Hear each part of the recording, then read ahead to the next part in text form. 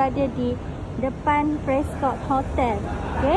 So anda Prescott Hotel di sebelah kiri anda. Okay. Kita jalan.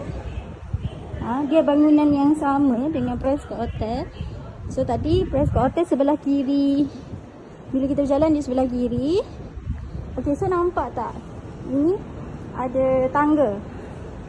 Okay, ada tangga ni. Okay, so naik tangga ni. Naik tangga tadi. Akan jumpa lift. Straight je akan jumpa lift. Okay, so naik lift ni tingkat 8. Okay, naik lift ni tingkat 8. Okay, sampai je tingkat 8. Kita akan nampak label ni. Okay, jalan je. Lepas tu terus akan jumpa pintu ni. Ada satu pintu ni je. Okay, so masuk pintu ni akan terus jumpa tempat pendaftaran di sini. Okay, jumpa esok.